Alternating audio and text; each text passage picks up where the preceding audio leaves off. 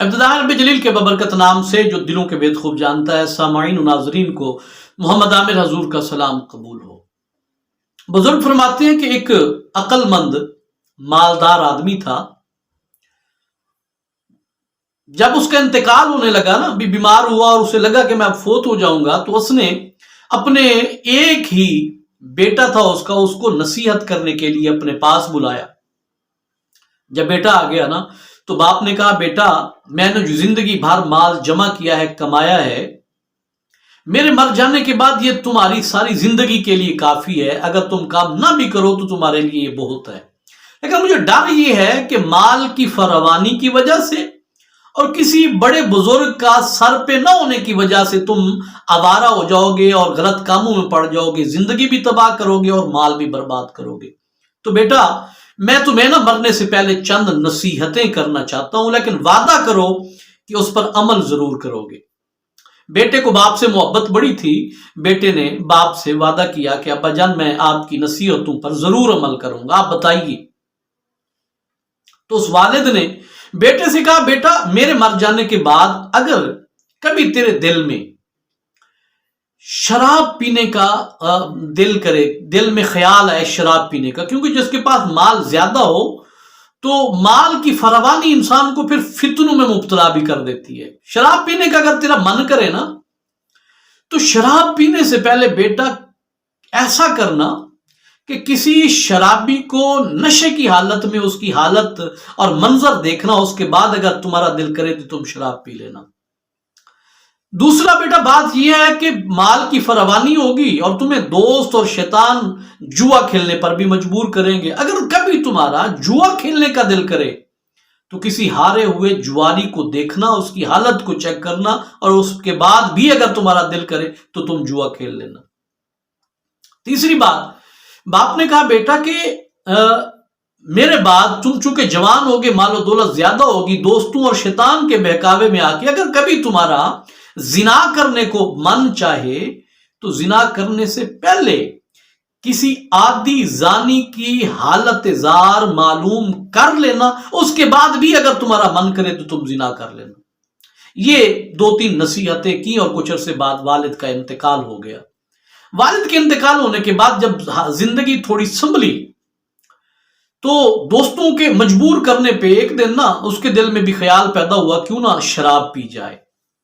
تو باپ سے محبت تھی، وعدہ کیا تھا مرتے ہوئے باپ کے ساتھ، تو وہ اپنے گھر سے نکلا، پوچھتے پاچھتے ایک شرابی کے متعلق پتہ چلا کہ وہ بہت شراب کا رسیا ہے، اس سے ملنے کے لیے جا رہا تھا تو دیکھا راستے میں وہی شرابی اس حالت میں پڑا ہوا تھا کہ جب شراب پی کے وہ شرابی نکلا، ٹھوکر لگی نا تو وہ نالی میں گر پڑا۔ اب اس کا منہ جو ہے وہ نالی کے گندے پانی میں لتھڑا ہوا تھا اور یہ پڑا ہوا ہے مستی سے، کسی چیز کی کوئی پرواہ اور فکر ہی نہیں ہے۔ تو جب اس نوجوان نے اس شرابی کی یہ حالت دیکھی تو دل میں سوچتا ہے کہ میرا باپ ٹھیک کہتا تھا، اگر میں بھی شراب کا عادی ہو جاؤں، پینے لگ جاؤں تو پھر ایک دن شراب مجھے بھی اسی طرح گٹر میں گرا دے گی، گندی نالی میں گرا دے گی۔ تو اس نے شراب پینے سے توبہ کر لی۔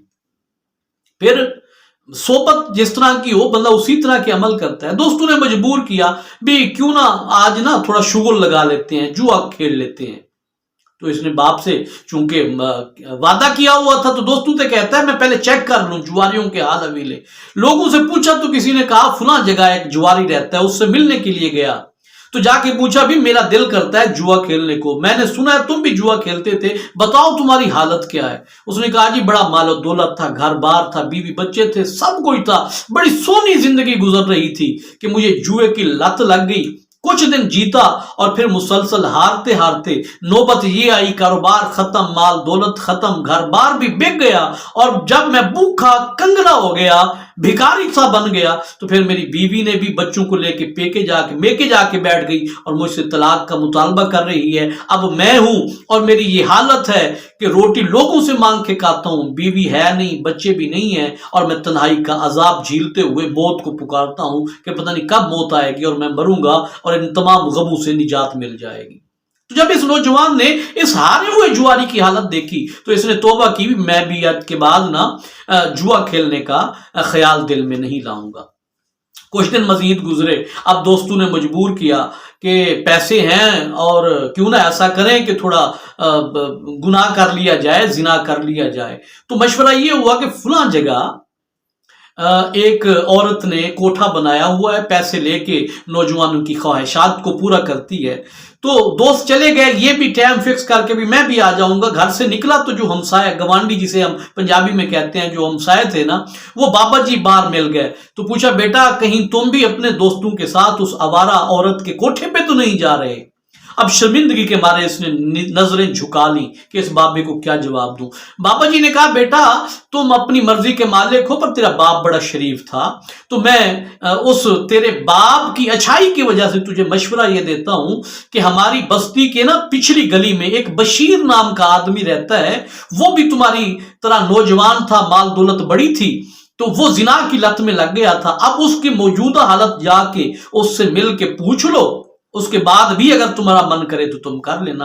اب جناب یہ گیا، باپ کی بات بھی یاد تھی، اب گیا اس نوجوان اس آدمی بشیر کے پاس اور اسے جا کے پوچھا بھی تم بتاؤ، میں نے سنا ہے کہ تم بھی اس طرح کے معاملات کے شوقین تھے۔ تو اس نے روتے ہوئے کہا 2 مربع زمین کا میں مالک تھا، ایک عورت کے عشق میں اتنا اندھا ہوا کہ بس اپنے نفس کی حوث پوری کرتے ہوئے وہ 2 مربع بھی بک گئے، جمع پونجی بھی بک گئی، حتیٰ کہ آج حالت یہ ہے کہ میں در در ٹھوکریں کھا رہا ہوں، مختلف قسم کی بیماریوں میں وہ مبتلا ہو چکا ہوں، اور مجھے دوائی لینے کے لیے میرے پاس پیسے بھی نہیں ہیں۔ اب تو میں موت کو یاد کر رہا ہوں کہ موت کب آئے گی۔ تو جب اس نوجوان نے یہ بات سنی تو اس نے زنا سے بھی توبہ کر لی۔ پیارے دوستو، بات دراصل یہ ہے کہ گناہ کی اپنی ایک نحوست ہوتی ہے، اور وہ نحوست تمام جناب جمع پونجی کو ایسا ایسا کر کے کھا جاتی ہے۔ انسان کی صحت بھی برباد ہو گئی، مال و دولت بھی جاتا رہا، لوگوں کے دلوں سے عزت بھی ختم ہو گئی۔ اور جو نیکی ہے نا، اس کی اپنی ایک برکت ہوتی ہے۔ بعض دفعہ ہم سوچتے ہیں، دیکھتے ہیں، سنتے ہیں کہ جناب ایک بندہ نیک ہوتا ہے، اس کے پاس اتنی زیادہ آسائشات نہیں بھی ہوتی، لیکن وہ ایک مطمئن زندگی گزار رہا ہوتا ہے۔ کیوں؟ نیکی کی برکت کی وجہ سے۔ تو پیارے دوستو، امید کرتا ہوں آج کا یہ واقعہ بہت سارے لوگوں کی اصلاح کا ذریعہ بنے گا۔ آپ کو یہ واقعہ کیسا لگا اپنی رائے سے ضرور آگاہ کیجیے گا، اپنا ڈھیر سارا خیال رکھیے گا۔ بہت جلد ملیں گے، تب تک کے لیے اجازت دیجیے۔ السلام علیکم ورحمۃ اللہ وبرکاتہ۔